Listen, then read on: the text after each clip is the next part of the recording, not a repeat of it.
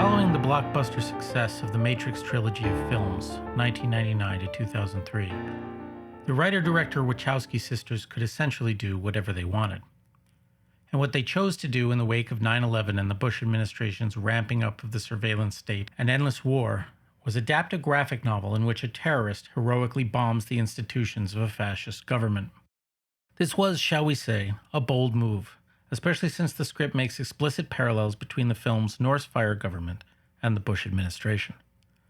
Indeed, there's a sense that even with the cachet of the Wachowskis at that moment, it was only because it was based on a successful graphic novel by a famous author, and set in the UK rather than the US, that the studio would allow it to be made at all.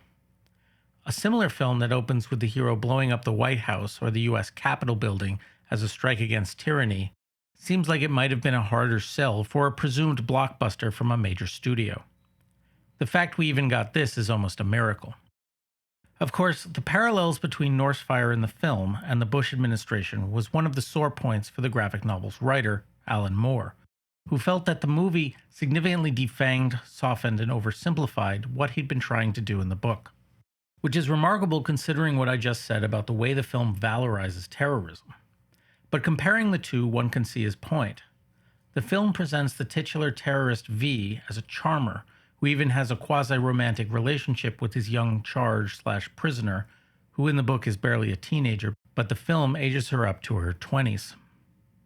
In the book, meanwhile, V is far more unhinged, truly driven to madness by his ordeals, but fundamentally, in trying to reframe V for Vendetta in terms of a left liberal struggle against fascism as a lens on the Bush Jr. era, it strips the book of what it was about at its core, the larger political struggle of anarchism versus authoritarianism, of the social contradiction between the desires for both freedom and order. Where V of the book is openly an anarchist and fundamentally sees his assault on the state as a step towards a leaderless future, the word anarchy is only mentioned once in the film, as a reference to the insipid song Anarchy in the UK, and is just used to refer to a state of chaos that has little to do with actual anarchist philosophy. Anarchy in the UK! Chaos.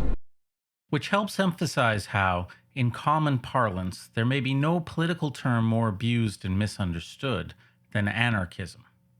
Well, maybe liberalism, but that's another story altogether. I've referred to the different definitions of liberalism before, but I actually did a deeper dive on it that you can find on my Patreon, which you can join for as little as $1 an episode at patreon.com/Eric Rosenfield, where you can also get ad-free episodes, exclusive author's notes, deleted material, extra goodies, music, and more. And while I'm promoting things, don't forget to like and subscribe. Western education, at least in the US where I grew up and live, covers almost nothing of the history of anarchism and anarchist thought. Anarchism as a political philosophy does not refer to mere chaos and disorder, nor does it refer to some failed state riven to pieces by warlordism. Nor, and I should get this out of the way, am I referring to Anarcho-Capitalism, which, as I touched on in Our Coming Cyberpunk Dictatorship, isn't really anarchism at all.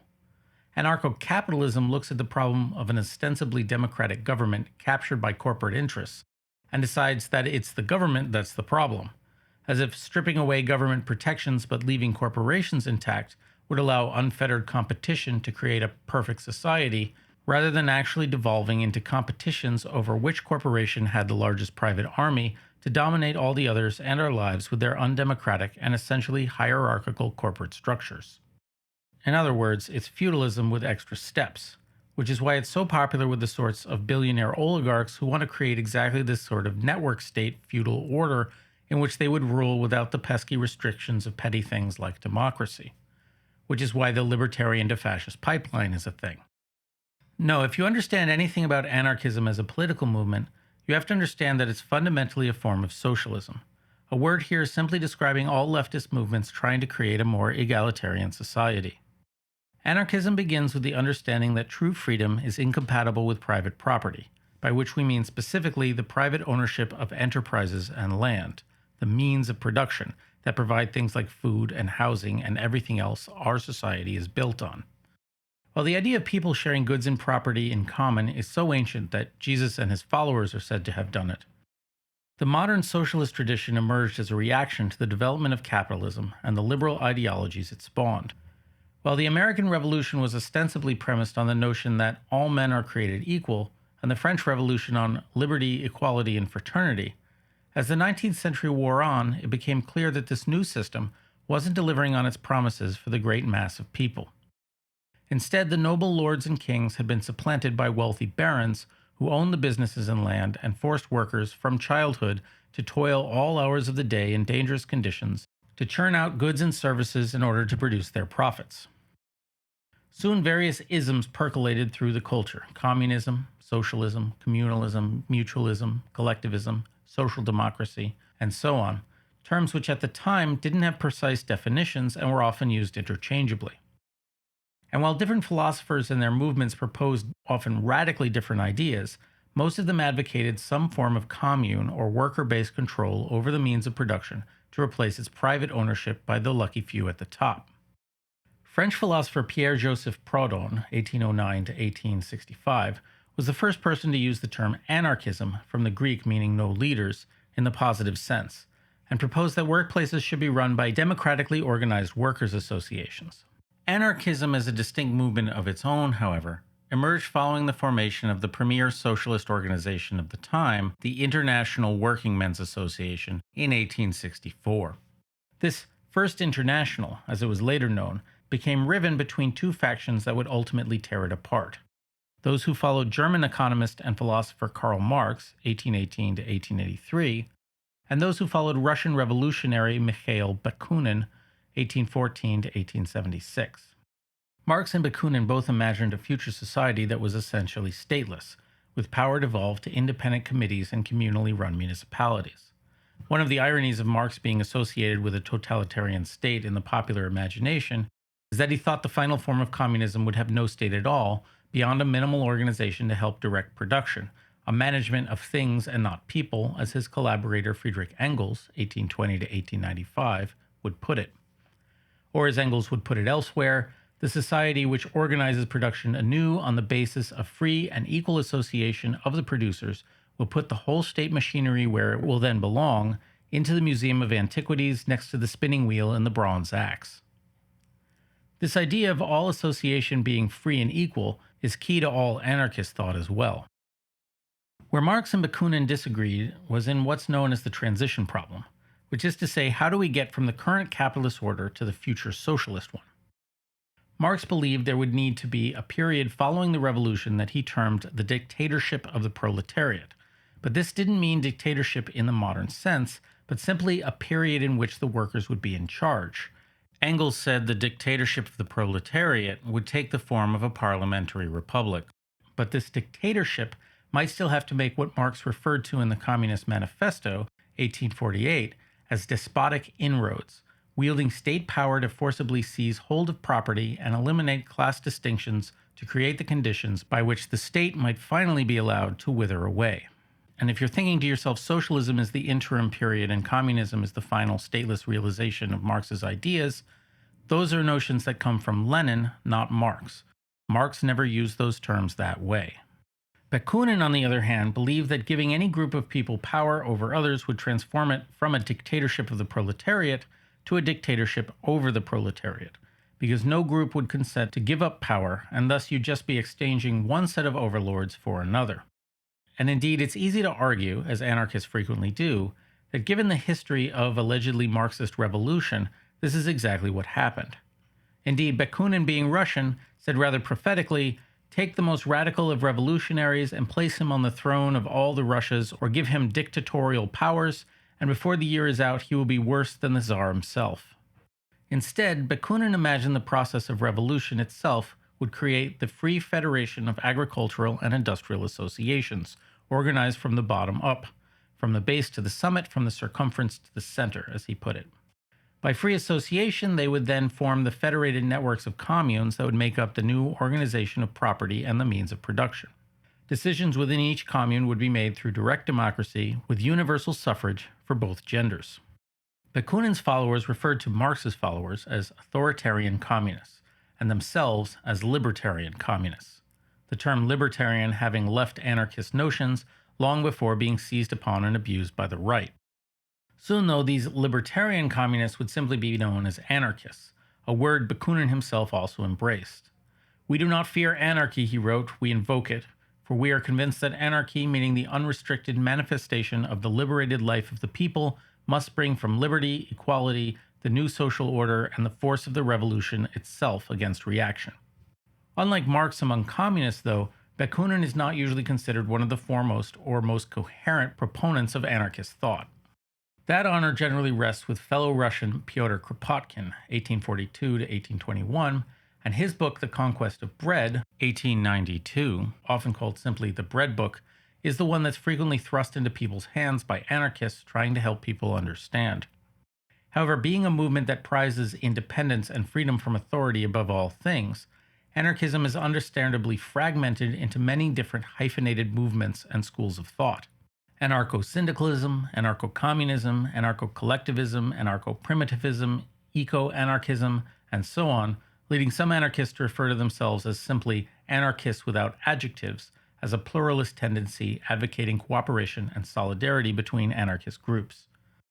This factionalism inherent in a leaderless movement is also what lets things like anarcho-capitalism to not only pretend to be part of the same club, but to often claim the mantle of anarchism for itself in the public imagination.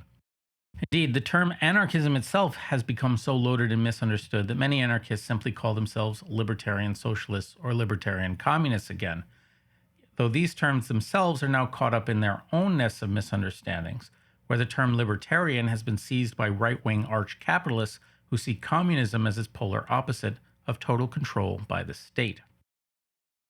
However, it's important to understand that anarchism doesn't actually mean no organization. Anarchism means no leaders, whether in the state, in the church, or in the corporation. Anarchism is not without organization. Indeed, anarchism can't exist without organization. It's just organization that's decentralized, federated, horizontal, and based entirely on voluntary free association. For the purposes of this piece, I'm not going to stray too far into discussions of what characterizes different anarchist modes of thought. Instead, I want to focus on something more general. When people who are not anarchists talk about anarchism, there's often this sense of its sheer naive impracticality, of how utopian, idealistic, and unworkable it all is. And it's just not true. From small communes all over the world to large-scale confederations like the anarcho-syndicalist organizations during the Spanish Civil War, or the Makhnovshchina in Ukraine during the Russian Civil War, to more modern examples like the Zapatista-controlled parts of Mexico or Kurdish Rojava in Syria, anarchism, or things close enough to it to be indistinguishable from it, have worked just fine. But then why shouldn't it? Far from the capitalist realist claims that humans are essentially self-centered and greedy and so require competitive frameworks like market capitalism to be productive, in reality humans are naturally attuned to cooperate and work together. As I pointed out in Star Trek Into Socialism, humans traditionally organized into far more egalitarian tribes, and early cities like Çatalhöyük, which existed around 9,000 years ago in what's now Turkey, and I'm making an effort to pronounce this correctly because a Turkish viewer called out my terrible pronunciation last time, exhibited egalitarian social organization indicated by the dwellings all being of more or less the same size. And in times of crisis, when we see people's true nature under stress, rather than behaving in an every man for himself fashion, people come together spontaneously, self-organizing to help one another. Anarchism is, in a word, natural, while unjust hierarchies are unnatural, imposed in order for some to maintain power over others and maintained by the explicit threat of violence. While each of these anarchist situations had its own character and organizing principles, and while criticisms could be made of any of them much as any organizational structure has flaws, they all try or tried to operate with a minimum of hierarchy and a maximum of democracy and individual freedom. The point isn't to create something perfect or utopian or frozen and unchanging, merely to create something better than what we have now. Indeed, calling anarchism or socialism utopian, from the Greek meaning no place, as in a place that cannot and does not exist, is merely a way of dismissing the idea that fundamental structural change is possible. Likewise, for the common truism that revolutionaries always become as bad as the people they overthrow, something which, as with the examples above, simply isn't necessarily true either. You might well ask, of course, if these things worked so well, where are they now? Both the Ukrainian Makhnovshina and the Spanish anarcho-syndicalists were destroyed by their supposed allies, the Bolsheviks, in horrific, violent portrayals committed while fighting right-wing forces, the authoritarian heirs of Marx, living up to Bakunin's dire warnings. Indeed, the Bolshevik Revolution had seen Pyotr Kropotkin himself returning to Russia from exile, and American anarchist Emma Goldman moving to the new Soviet Union in hopes of helping to craft the egalitarian future of their dreams, only to have those hopes crushed by reality. Goldman would author the books My Disillusionment with Russia, 1923, and My Further Disillusionment with Russia, 1924, detailing what she had seen. Meanwhile, the Zapatistas in Mexico were attacked from day one of their Declaration of Independence in 1994 by the Mexican government with tanks and helicopters that bombed villages, which only let up following enormous protests in Mexico City. And so the government instead funded paramilitary groups to carry out attacks on the Zapatistas. Recently, the unchecked violence from the government and cartels has forced the dissolution of the Zapatista autonomous municipalities. And in Syria, as of just last month, Rojava has been violently dismantled by the Turkish-backed Syrian government, which had previously agreed to work peacefully with it to reunite the region. Turkey has long sought the destruction of Rojava because it sees Kurdish nationalism as a threat, because of the large Kurdish population of Turkey that it's long oppressed. Anarchism then has not failed because it's unrealistic or impractical or unworkable. It's failed because the hierarchical societies outside of it don't want it to succeed and are willing to enact terrible violence to ensure that it doesn't. And this has been the story from well before anarchism was a coherent ideology. At least as far back as the 15th century Taborites, who decided to embrace communal living with no more servants or masters, where all property would be held in common and that there would be no more taxation. For their troubles, they were crushed utterly by the Catholic Church in what were known as the Hussite Wars. Indeed, Leninists will point to this and say that the reason Leninism is the only viable response to capitalism is because it's the only one that can be said to have succeeded against it. When the Soviet Union was declared, 4 countries declared war on it immediately, including the United States. Much the same way as when the French Revolution happened, the revolutionaries weren't only in jeopardy because of the terror engaged by their own leaders, but that terror was fueled in part by the fact that most of the rest of Europe had just declared war on them for having the temerity to overthrow their king, a man most of Europe's rulers at the time were related to. And that constant warfare and chaos created the environment in which a strongman military leader like Napoleon could make himself the new emperor. Communist China likewise emerged out of a century of constant warfare in which the ability to marshal military power and unquestioned loyalty helped ensure military success. Per sociologist Charles Tilly, who compared state formation to organized crime, the ability of a nascent state to continue existing depends less on its ability to deliver liberty and happiness to its people than on its sheer ability to enact violence. In How Will Capitalism End?, I talked about how democratic socialism split from orthodox Marxism in the person of Edward Bernstein, 1850 to 1932, who had known Marx and been a close friend and disciple of Friedrich Engels before he'd become a Marxist apostate. Essentially, Bernstein had taken issue with 2 claims from Marx's Capital, Volume 1, 1867, that the number of the bourgeoisie, the owners of businesses and land, would decrease as wealth devolved into fewer and wealthier hands, and that the wages of the proletariat, the workers, would decrease as the business owners monopolized industries and tried to maximize their profits by minimizing labor costs. In short, the rich would continue to get rich while the poor got poorer. Marx had concluded that this progressive immiseration of the masses would be the catalyst that would lead them to rise up against their masters and seize the means of production in revolutionary activity that would spread, as capitalism had, around the world. However, Bernstein's research into the 4 most developed capitalist countries of the 1880s and 90s, Germany, France, the UK, and the United States, showed that, at least at the time, this wasn't happening. Instead, the numbers of the bourgeois were increasing and wages were going up. Further, at the time, Bernstein saw that popular agitation, organization, and suffrage had secured more benefits to workers than had any violent revolutionaries, who at the time had primarily inspired reactionary backlash. Thus, Bernstein became a proponent of gradual and peaceful democratic reforms rather than violent revolution as a means of combating the iniquities of capitalism. This, as you might imagine, was not a popular stance among the Marxists, with prominent figures like his formerly close friend Karl Kautsky and Rosa Luxemburg writing pamphlets against him. Capitalism might have shown itself to be more adaptable than previously thought, but the fundamental contradictions remained. A system based on a small number of people at the top controlling everything, while the wage workers beneath them did all the actual work, could not last, especially as productivity increased with the rise of automation.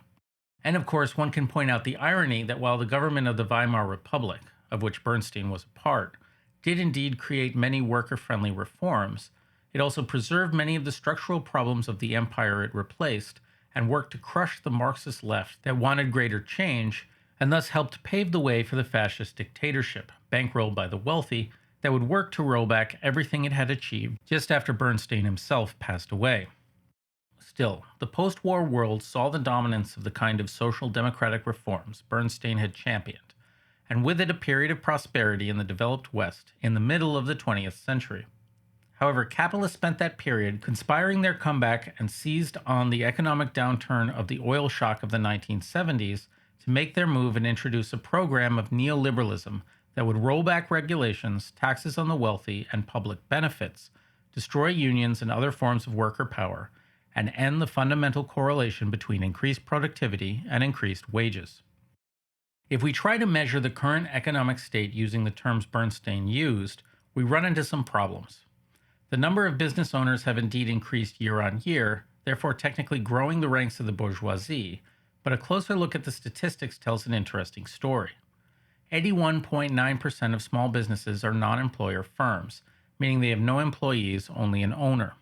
And this corresponds to the trend of people being forced to classify themselves as independent contractors rather than employees, with concurrent benefits and tax advantages, and people being pushed out of the labor force and desperately trying to put a living together, selling things on Etsy, performing sex acts on OnlyFans, driving for Uber, delivering for DoorDash, making YouTube videos, and so on. And the percentage of small businesses that are non-employer firms has been steadily growing. Meanwhile, today's top 1% of companies by sales account for 80% of revenues compared to 60% in 1969, as corporations at the top continue to consolidate into fewer and fewer major firms. But perhaps the greatest indicator of the concentration of the ownership of the means of production into ever fewer hands is the fact that today 93% of the stock market is owned by 10% of Americans, while the bottom 50% of Americans own a bare 1% of stocks. Percentages that have only grown worse over time. Meanwhile, the percentage of corporate equity that's come out of the public markets and into the even smaller number of hands that control private equity firms has grown from 4% to 20% between 2000 and 2023. As for wages, while they've increased, lately they've had trouble keeping up with inflation, and as mentioned, they have not nearly kept up with increases in productivity, with the additional profits created by that productivity going straight to the top 1%, who've seen their share of wealth skyrocket. The result has been a sliding middle class, with Pew Research showing a consistent trend of the middle class shrinking and the lower class growing, losing nearly a fifth of its share of national income over 5 decades. But more than that, the increased cost of housing means that now nearly half of all American renters spend more than 30% of their income on housing, with that number rising particularly radically among low and middle income renters, with over 70% of homeowners and 80% of renters with incomes below $30,000 spending more than 30% of their income on housing, and over 70% of renters earning between $30,000 and $45,000 a year, numbers that have been steadily rising for years. But of course the cost of housing is going to outpace rises in wages in a system where a basic necessity like housing is seen as an investment vehicle. It wouldn't be considered a good investment if it didn't. Meanwhile, despite some successes in the 2010s through housing first policies, homelessness is once again skyrocketing. But it gets worse. In terms of the economy, people who aren't rich are ceasing to matter. Today, the top 10% of Americans by income account for nearly half of consumer spending, while the bottom 60% by income account for a bare 10% of consumer spending. Corporate spending on AI is now greater than all spending on personal consumption put together.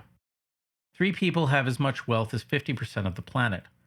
And skyrocketing costs of assets from stocks to real estate to gold make it ever harder to join the bourgeoisie by buying their way into passive income while inflating the fortunes of those who already have significant holdings. Pile onto this the reduction of skilled labor into de-skilled AI training or outright AI impersonation that I discussed in How Capitalism Becomes Feudalism, and the massive job losses already piling up and only predicted to increase. Not to mention the threat of an AI financial bubble collapse and the ongoing global ecological crisis, and we have a heady mix of indicators that things are not going to get better soon.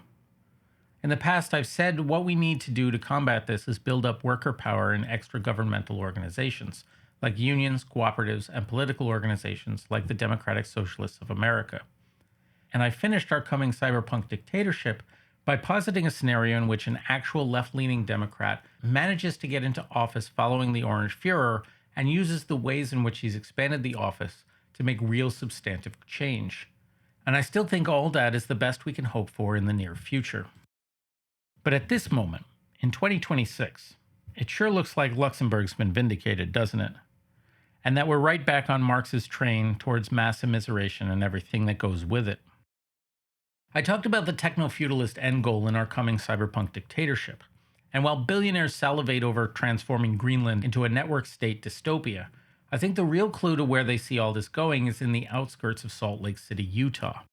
While housing first policies have been shown to be by far the best solution to homelessness, because it's sure hard to do things like secure a job if you don't have a safe place to sleep at night, Trump seems to have a different strategy for dealing with homelessness.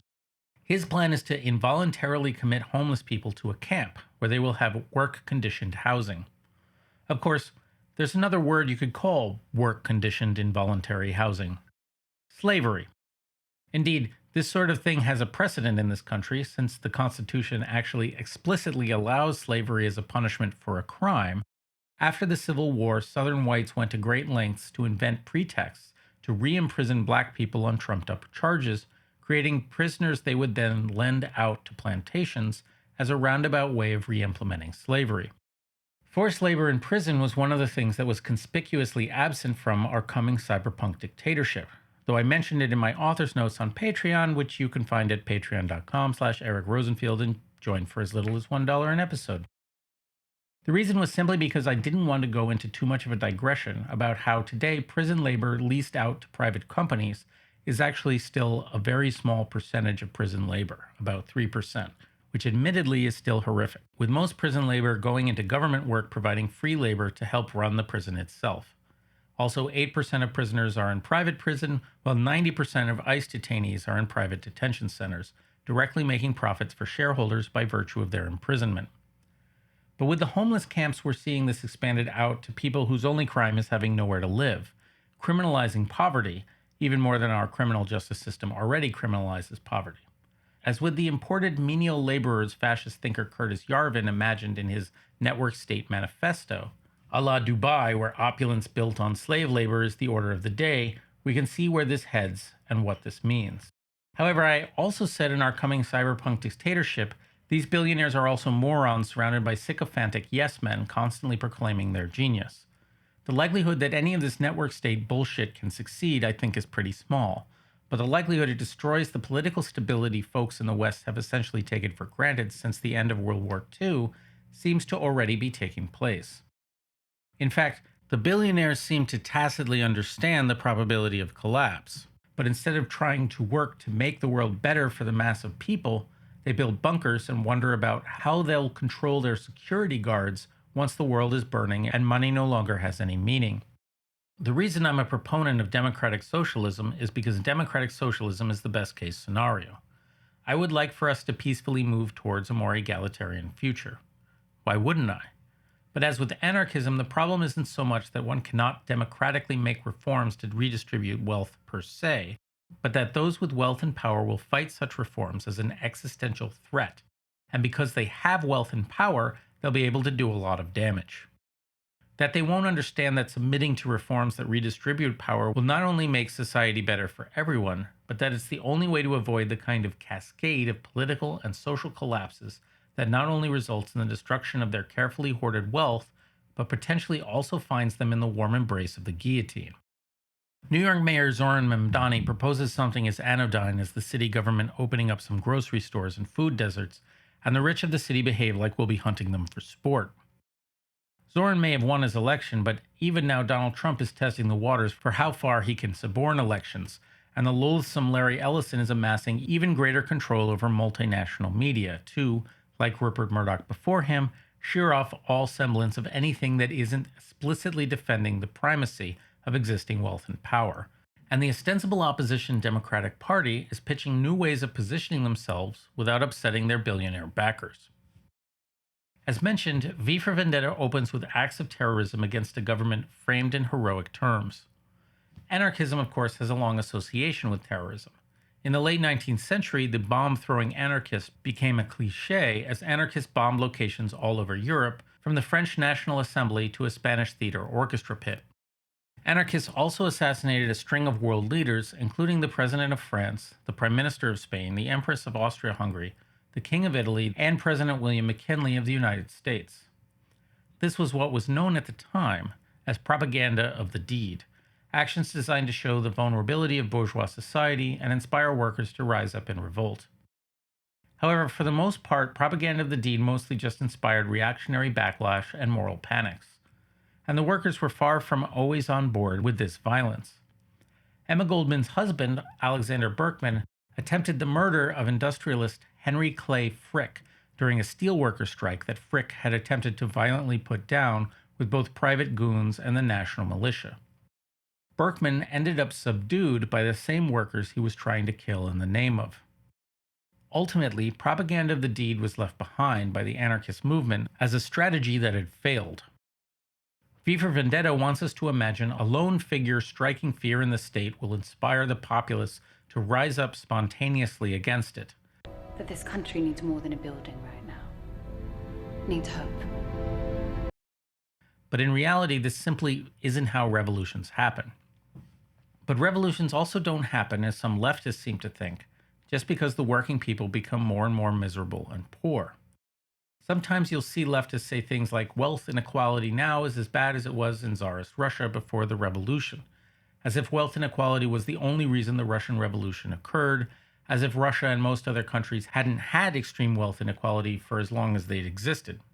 Autocrats maintain power by shoring up support among key elites, including the military, and while the people may protest and demand change, if the military does not cross over to their side, usually what we see are things like the successive crackdowns of Iran before the beginning of the recent war.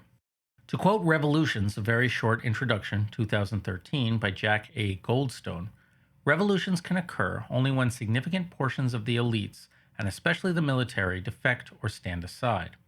Indeed, in most revolutions, it is the elites who mobilize the population to help them overthrow the regime. Or as Vladimir Lenin once put it, for a revolution to take place, it is usually insufficient for the lower classes not to want to live in the old way. It is also necessary that the upper classes should be unable to live in the old way. The thing is, what we have in America isn't just an immiserated and immiserating populace. What we have is a formerly comfortable middle class sliding back into immiseration through a series of decidedly K-shaped economic crises, a middle class that has steadily papered over its loss of relative income with debt in the form of credit cards, home equity credit lines, second mortgages, reverse mortgages, payday lenders, and an influx of buy now, pay later services. It's been widely commented on that the population behind the January 6th insurrection were not the working poor they're sometimes portrayed as, but the relative middle, including petty bourgeois small business owners and white-collar professionals who've seen their quality of life progressively degraded by the soaring costs of basic things like housing, transportation, and food, and mounting piles of debt. Nearly 60% of the rioters had filed for bankruptcy at some point. And while they were essentially revolting in the name of a fascist who was actually trying to accelerate all of their problems, their base has already begun to turn in the face of broken promises, evidence of rampant child abuse, worsening conditions, and endless war. Meanwhile, these same qualities are the things that have fueled the turn of the young professional managerial types, who historically have represented the vanguard of the Democratic Party, farther left to democratic socialists like Alexandria Ocasio-Cortez and Zoran Mamdani. Meanwhile, As the U.S. continues to sink into an unending chain of unwarranted military boondoggles in Asia that are more wildly unpopular than ever, Trump's deployment of the National Guard to U.S. cities amid his ongoing horrific ICE kidnappings caused National Guard morale to plummet and enlistment to decline. One wonders whether such soldiers would be willing to oppose any kind of popular uprising of their fellow Americans given further social and economic collapse. This doesn't mean that I think a revolution is nigh, but the most recent incident of something that might be called propaganda of the deed is illustrative. Luigi Mangione is not an anarchist, and his ideology seems to be a more common and less well-defined loss of faith in American institutions across the board. And his murder of United Healthcare CEO Brian Thompson is unlikely to directly result in revolution or even copycat murders at this stage of the game, despite oligarch fears to the contrary. But while the rich and their creatures have made a show of how aghast they are by the murder, the rank and file of both left and right have openly celebrated the death of someone whose business is responsible for so much completely avoidable human misery and death. No, revolution probably isn't nigh, but the conditions rendering the U.S. unstable and vulnerable to internal violence are not getting better, and as they get worse, if Marxist predictions finally play out, then it's hard to see how we don't arrive there eventually. Further, things can change very quickly, and revolution can be difficult to predict. Vladimir Lenin also said we of the older generation may not live to see the decisive battles of this coming revolution, a month before the Russian Revolution began that would ultimately bring him to power. A status quo can continue for a long time before sudden explosive changes, and if nothing is done to arrest the process currently boiling beneath the skin of the country and the world, we'll continue sliding into a revolutionary situation. And the thing about violence is that for everyone there's a line beyond which political violence against the state is justified. The American revolutionaries taking up arms against the British authorities was an insurrection against the state that Americans today generally believe was justified. As the U.S. Declaration of Independence states, when a long train of abuses and usurpations, pursuing invariably the same object, evinces a design to reduce them under absolute despotism, it is their right, it is their duty, to throw off such government. Indeed, Thomas Jefferson, who chiefly wrote that declaration, is also famous for saying, "The tree of liberty must be refreshed from time to time with the blood of patriots and tyrants." Or as V put it in the film, violence can be used for good. Likewise, no one except perhaps Nazis object to, say, the Warsaw Ghetto uprising during World War II, in which Jews slowly being starved to death by Nazi authorities rose up in arms against them and were massacred. The state, of course, will inevitably disavow any and all violence against it. After all, the whole point of the state is to have a monopoly on the use of force. And I certainly would never advocate for violence against the state in a public forum. But I'm a democratic socialist. I want peaceful solutions, and honestly, I don't think I would survive an actual revolution. I'm old now, out of shape, emotionally fragile, and have no appetite for violence. I'm just not built for war.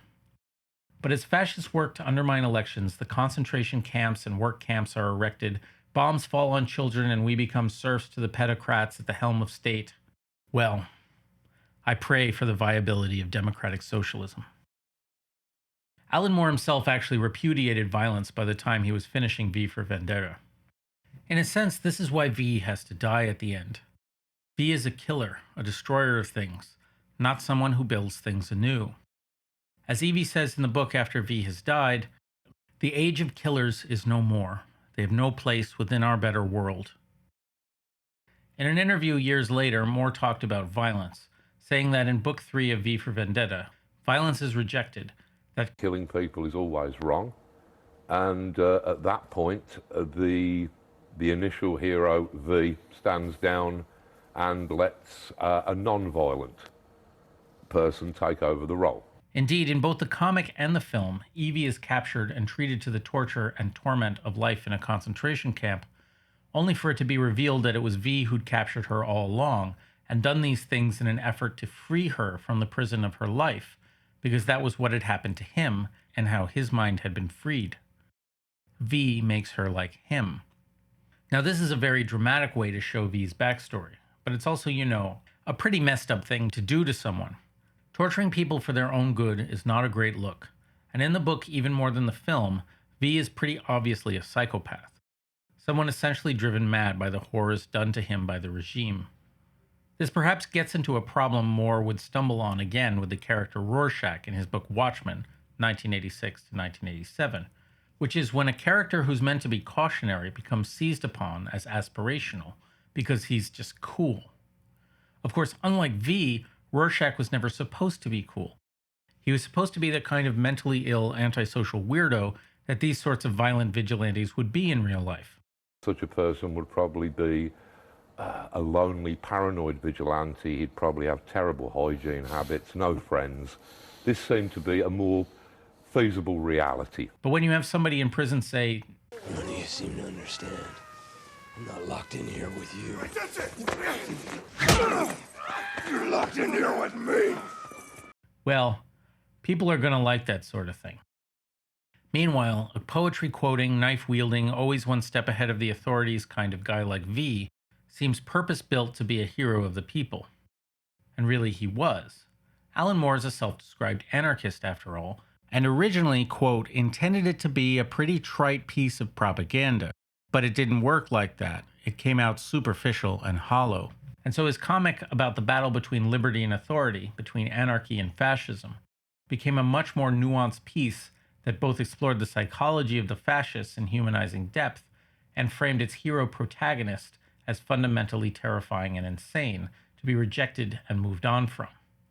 And this is something that's mostly lost in the movie, which positions V and Evie in romantic Hollywood terms. V is a heroic figure despite the whole kidnap and torture thing, and his opponents in the Norse Fire government as two-dimensional sadists. Indeed, it's worth noting, as Elle Sandifer does in her magisterial Last War in Albion, that V for Vendetta began as one of Moore's earliest works, on which work was paused when the magazine serializing it went out of business, only for it to be brought back and completed years later when Moore had considerably more clout.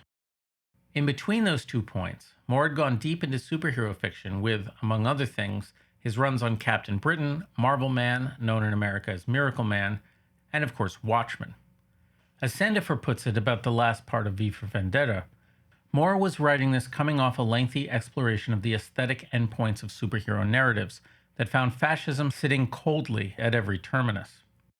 Moore had, after all, said as early as 1983 of superheroes that there's a lot of fascism in the idea.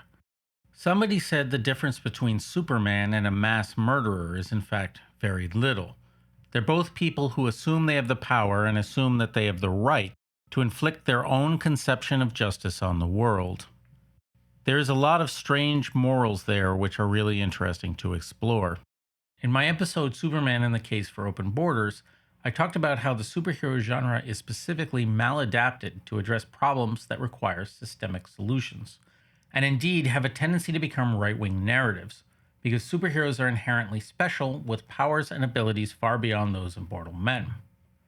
And so it's easy, as Zack Snyder, for example, is wont to portray them as people for whom rules don't necessarily apply, and of whom ordinary folks are merely jealous, easily fooled, and liable to get in the way or hold them back. In other words, they feed into an idea of natural hierarchies in black and white worldviews, where there are good people who must be defended and bad people whose lives are expendable. Watchmen, after all, is in the end about a man portrayed as the paragon of human, physical, and mental achievement, a blonde-haired, blue-eyed Ubermensch who amasses enormous wealth and power with which he decides to unilaterally inflict mass death and suffering in the name of the greater good. The nearly omnipotent Dr. Manhattan, meanwhile, decides to abandon this galaxy for, quote, one less complicated, and suggests he might create some humans of his own, assumably less complicated and more perfect ones. As with Rorschach, that these figures were not meant to be aspirational is exactly the kind of thing lost by fans like Zack Snyder, who sought to make a rigorously faithful adaptation of the work that at the same time removed all the careful irony and subtext and replaced it with a sensibility of making the characters look as awesome as possible at all times. But of course, the man who made the beautiful fascist Apologia 300 would not understand that the fascist overtones of Alan Moore's work were not supposed to be wish fulfillment. And it's also ironic that Zack Snyder is very much someone who doesn't understand that the themes of his work are fascist, and if you told him they were, he'd probably think you were crazy. The Wachowskis don't fall quite so easily into this trap. In fact, one of the core themes of the Matrix trilogy is the way in which lifting someone up as special and the one who will save us all is actually a setup by the powers that be to re-entrench their own power and maintain the status quo. But with V for Vendetta, they end up frequently letting their fury over the banal evil of the Bush administration allow them to lionize special individuals for their ability to deal out violence against enemies. And yet, for all its flaws, in some ways the ending of V for Vendetta the film improves on the book. Instead of V dying and passing on his mantle to another individual who will represent the new era, V sends masks out to everyone, so all of us together become the new figures who will lead the world into the future. Despite the film excising all explicit mention of anarchism as a coherent political movement, this ending is more anarchist, no clear leaders necessary. Likewise, the film's ending is more hopeful about the future, while the book is much more ambivalent. In the book, quote, "This country is not saved, do not think that, but all its old beliefs have come to rubble, and from rubble we may build. That is their task, to rule themselves, their lives and loves and land. With this achieved, then let them talk of salvation. Without it, they are surely carrion." In 2008, Anonymous, less of a group than an idea of a movement that began life on the infamous 4chan messaging board, turned to activism with a campaign against Scientology. Protesters soon showed up at Scientology sites around the world, and because of the religion's notorious litigiousness, they took to wearing masks. The cheap plastic Guy Fawkes masks produced by Warner Brothers in promotion for the film were a natural fit. Moore, for his part, was delighted, saying the demonstrators in masks gave him a warm little glow. In 2011, in the wake of the 2008 financial crisis and the following bailout, and a perceived lack of material change in the economic conditions that had produced the crisis, the anti-capitalist group Adbusters proposed a million-man march on Wall Street. Anonymous endorsed the demonstration, and many of the protesters showed up donning the mask. As the protest transformed into an encampment that became known as Occupy Wall Street, the protesters created what could be seen as an alternative vision of society, an overtly anarchist community with its own food services, library, and ad hoc governance. Hundreds of Occupy encampments began to spring up around the world. No one was more ecstatic about this turn of events than Alan Moore, who said, "If something I wrote 30 years ago can be of some use, then I take great pleasure in that." One of the common criticisms of the Occupy movement was that they had no coherent demands, to which Moore, after visiting the Occupy London encampment, remarked, Well, I don't think that it's necessary to have plans to change the world. They are protesting the way that the world is going. And I would say that having spoken to these people, they are at least making a decent fist of actually trying to come up with alternative ways of organising societies, whether that's a small society of people in tents here, or society in the broader sense. Author David Graeber, one of the more well-known anarchist intellectuals of recent years, was heavily involved with the Occupy movement and became something of its spokesperson, sometimes being dubbed its anti-leader by the media, and coined the phrase, "We are the 99%. He described the encampments themselves as a form of direct action, to which demands would be a detriment because making demands of the existing authorities recognizes the legitimacy of their authority. Instead, the encampments bow out of that authority structure entirely. Direct action, he said, is a matter of acting as if you were already free. He said further, essentially, the strategy is to create alternative institutions based on horizontal principles that have nothing to do with the government, and declare the entire political system to be absolutely corrupt, idiotic, and irrelevant to people's actual lives, a clown show that fails even as a form of entertainment, and try to render politicians as a pariah class." He called this the Buenos Aires strategy, or the Argentina model, after the wave of self-organized assemblies and occupations in that country after the 2001 economic crisis. Graeber posited that an anarchist revolution wouldn't look like battles in the street. How could it? It's not like a bunch of anarchists are going to defeat the 101st Airborne Division. The only plausible scenario for revolution is when it comes to the point that the forces of order refuse to shoot. For most revolutions in world history, that is ultimately what happens. He called it an eggshell theory of revolution. You just hollow it out until there's nothing left, and eventually it'll collapse. As I've discussed, Marxists have long argued that the first thing the revolutionaries need to do is to seize state power themselves. Per Graeber, instead, the traditional anarchist call has been to begin building the new society in the shell of the old, with egalitarian experiments ranging from free schools to radical labor unions to rural communes. What's interesting is that in his book about Occupy Wall Street, The Democracy Project, A History, a Crisis, a Movement, Graeber offers a counterintuitive idea of what revolution actually consists of and means. Drawing on the work of historian Emanuel Wallerstein, Graeber talks about how there's often globally connected revolutionary periods that, even if the literal revolution fails, can fundamentally change basic assumptions about what politics are about and the scope of what's possible. Though the French Revolution was ultimately undone, by a generation later, ideas that it espoused of government deriving authority from the people became common currency. The revolutions of 1848, which broke out almost simultaneously in 50 countries and became the impetus for the writing of Marx and Engels' Communist Manifesto, resulted in almost no revolutionaries actually taking power. However, it created the conditions in which things like universal systems of primary education were created nearly everywhere. And of course, the manifesto would have repercussions for generations. And the Russian Revolution helped pave the way for the social democratic compromise period of Keynesianism and welfare states that dominated the West in the mid-20th century. Meanwhile, the revolutions of 1968 that broke out everywhere from France to China to Mexico seized power nowhere but changed everything.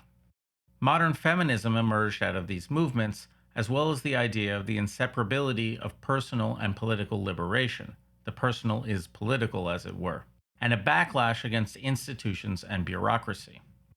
In the United States, following the mass protests of the Vietnam era, the U.S. refused to commit ground forces to a major conflict for almost 30 years and effectively ended the military draft during wartime.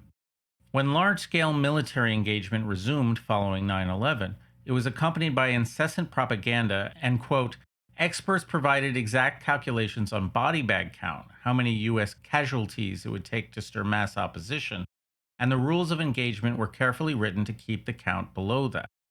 The results were tactics relying on heavy bombing that minimized death and injury to Americans at the expense of thousands or even hundreds of thousands of Iraqi and Afghan civilians, which fostered an intense hatred of the U.S. that fatally undermined the war effort. As Graeber puts it, quote, it's as if American forces in Iraq were ultimately defeated by the ghost of Abby Hoffman. There's a sequel I could do to my episode How the Hippies Became Yuppies, where I could deep dive into this sort of thing, and the relationship between hippies and Silicon Valley discussed, for example, in the book From Counterculture to Cyberculture, Stuart Brand, The Whole Earth Network, and the Rise of Digital Utopianism by Fred Turner. Indeed, as Graeber points out, the main beneficiaries of the late 60s prioritizing of individual liberty, imagination and desire, a hatred of bureaucracy, and suspicions over the role of government has been the political right. Graeber, though, also points out that the neoliberal project that succeeded the Vietnam period has actually been wildly ineffective at its supposed goal of improving the economy. Global economic performance over the last 40 years has been mediocre compared to the Keynesian period before it, with the notable exception of places like China that took a much more state-managed approach to economic development. However, the neoliberals have done an excellent job of convincing the world that financialized, semi-feudal capitalism is the only viable economic system. What we've gotten in this period is a massive security and intelligence apparatus, and the kind of media environment where half of all dramas on broadcast television celebrate the police. Per Graeber, eliminating guaranteed life employment for precarious contracts doesn't really create a more effective workforce, but it is extraordinarily effective in destroying unions and otherwise depoliticizing labor. The same can be said of endlessly increasing working hours. No one has much time for political activity if they're working 60-hour weeks. It does often seem that, whenever there is a choice between one option that makes capitalism seem the only possible economic system, and another that would actually make capitalism a more viable economic system, neoliberalism means always choosing the former. Yet as a result of putting virtually all their efforts in the political basket, we are left in the bizarre situation of watching the capitalist system crumbling before our very eyes, at just the moment everyone had finally concluded no other system would be possible.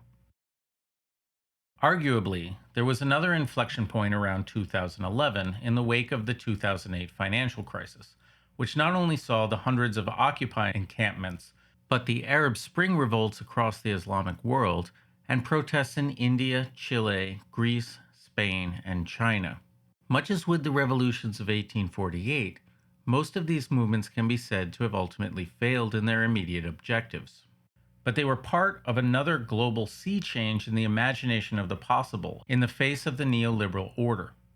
And as in '68, thus far the main beneficiaries have been the right, with a global resurgence in authoritarian regimes and persecution of minorities, especially immigrants, as norms of free trade and international cooperation have broken down. Though as mentioned, there's also been a concurrent resurgence of interest in socialism, particularly given the failures of center-left technocrats to adequately cope with the right wing rewriting the rules of the game. That all said, the oncoming techno-feudalist order the right-wing billionaires and their authoritarian creatures are creating is merely a natural endpoint of the fundamental contradictions of capitalism. Capitalism is a system that simultaneously requires competition to be stable, but relies on business owners for whom competition is ruinous and who will seek out monopolization at every opportunity. As billionaire techno-feudalist arch-villain Peter Thiel puts it, competition is for losers. Capitalism creates an environment where land and housing are seen as investments that must grow in value faster than inflation, and then wonders why we're having a housing affordability crisis. Capitalism depends on the fundamental impossibility of unlimited growth. Capitalism destroys the environment for profit and then funds the fascists who exploit the crisis it creates. Capitalism claims markets are perfectly efficient while supermarkets throw away 30% of their food. Techno-feudalism only accelerates these problems, and the center-left establishment can only manage at best a technocratic rearrangement of deck chairs and supposed keyhole solutions that by their nature don't change the fundamental premises of the economic systems involved. And without democratic socialism, the contradictions of capitalism will eventually tear it apart for the reasons Marx explained. We see how fundamentally unstable and psychopathically violent this system is in the news every day. The bloom has long since come off the rose of Leninist apologia. Anarchism may keep getting hammered down, but despite this, despite all the forces and violence arrayed against it from the left, right, and middle, it keeps spontaneously re-emerging, popping back up like a weed in capitalism's yawning cracks. Groups of people learning how to behave as if they were already free, waiting for the militaries to put down their guns and join them. Since mankind's dawn, EV as V tells the crowd of rioters at the end of V for Vendetta, a handful of oppressors have accepted the responsibility over our lives that we should have accepted for ourselves. By doing so, they took our power. By doing nothing, we gave it away. We've seen where their way leads through camps and wars towards the slaughterhouse. In anarchy, there is another way.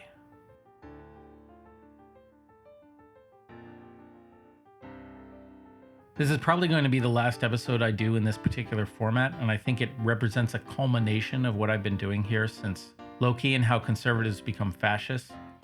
I'm not quite sure yet what comes next, but it'll be something different. Stay tuned, and if you've come with me this far, don't forget to subscribe. Also, you can get bonus materials, ad-free episodes, exclusive author's notes, and more up on patreon.com/Eric Rosenfield for as little as $1 an episode. And thanks to all my patrons for their continued support. It means the world to me.